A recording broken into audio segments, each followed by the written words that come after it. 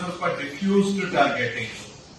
ನೀವು direct targeting ಆಗ್ಬೇಕಂದ್ರೆ tracking ಆಗ್ಬೇಕು, ಅದು ಹ್ಯಾಬಿಟೇಷನ್ ಹತ್ರ ಬಂದಾಗ ಇನ್ಫಾರ್ಮೇಶನ್ ಹೋಗ್ಬೇಕು. ಇದನ್ನ ಮಾಡೋದಕ್ಕೆ ಏನ್ ತೊಂದರೆ ಅದನ್ನ ಅರ್ಥ ಮಾಡಿಸಿ ನಮ್ಗೆ. ಸರ್ ನಮಸ್ತೆ sir.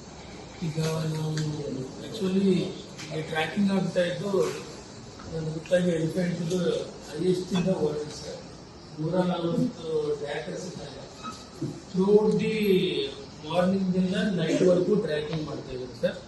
Other than that also thermal drones ಇಟ್ಕೊಂಡು ನೈಟ್ ಟೈಮು ಮಾಡ್ತಾ ಇದ್ದಾರೆ.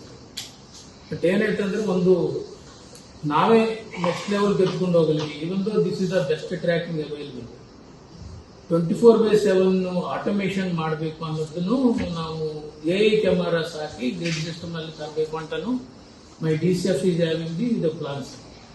Around 500 to 1000 AI ಕ್ಯಾಮರಾಸ್ ಪೂರ್ತಿ ಕಾಫಿ ತೋಟಗಳಲ್ಲಿ ನಾವು ಹಾಕಿ 1 ಸ್ಕ್ವೇರ್ ಕಿಲೋಮೀಟರ್ ಗ್ರಿಡ್ ನಲ್ಲಿ ಎಲಿಫೆಂಟ್ ಬರುದು ಹೋಗುದು ಅಂದ್ರೆ every 15 minutes irrespective of the day, ಇದರ ಡೇ ಆರ್ ನೈಟ್ ಟ್ರ್ಯಾಕ್ ಮಾಡ್ಲಿಕ್ಕೆ ನಾವು ಅನುಕೂಲ ಆಗಿದೆ ಸರ್.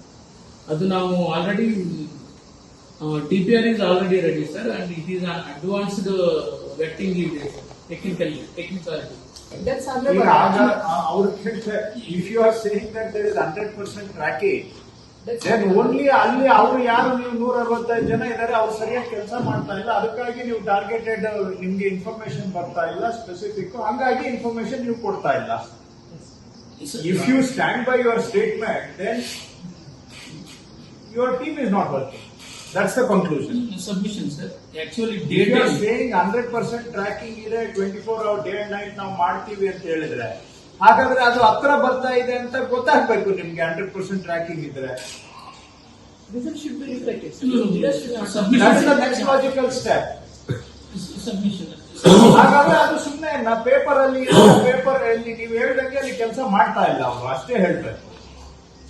ನಮ್ಗೆ ನೀವು ಸ್ಯಾಟಲೈಟ್ ಅಲ್ಲಿ ಟ್ರ್ಯಾಕ್ ಮಾಡ್ತಿರೋ, GSM ಅಲ್ಲಿ ಮಾಡ್ತಿರೋ, ಬೈ ಫುಟ್ ಮಾಡ್ತಿರೋ, ಏನ್ರಲ್ಲಿ ಮಾಡ್ತಿರೋ ನಿಮ್ಗೆ ಬಿಟ್ಟಿದ್ದು.